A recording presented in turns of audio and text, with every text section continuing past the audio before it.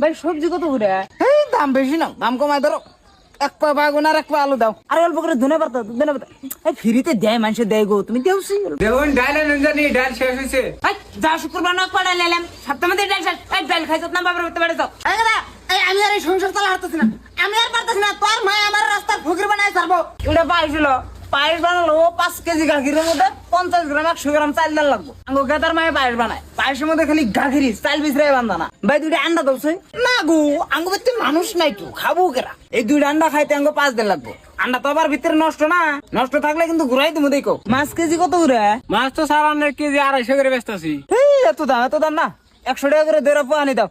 কি মাবো, পালার মধ্যে না পানি রয়েছে, মাছের থেকে পানি রোজনি বেশি। আরে ফটকাটা দাও, আরো বুড়ি ফেলা না বইটা দাও। বুড়ি যেটা বাগুনটা বাজলে স্বাদ লাগে, তুমি টাউন অঞ্চলে যাও, ওরা কোনো সময় বুড়ি ফেলাও না। আঙুন না মানুষের স্বাদ বোঝে না তো। স্যার তাহলে টেয়াটা তেমনি গো, আমি এলাম সরকারি চাকরি করি না মানুষ, আমি কি তোমার টাকা মায়ের খাবো নাকি? নিও পরে গাখির 60 টাকা কেজি স্যার। ভাই 1 প্যাকেট টপ দাওছে। স্যার আপনার টপ নেন কে? কোন আগো বাজারে গাখির ফুরাই গেছে গা। এই বিড়ি দেছে এ নেন স্যার। আরে না মুড়া না, পেকের থেকে বাইকের খুলে একটা দি, মাসে দিশা না দে। স্যার এদিন 2টার বিড়ি নিয়ে গেলেন, পয়সাটা দিলেন না তো। দিমনি লেগে তো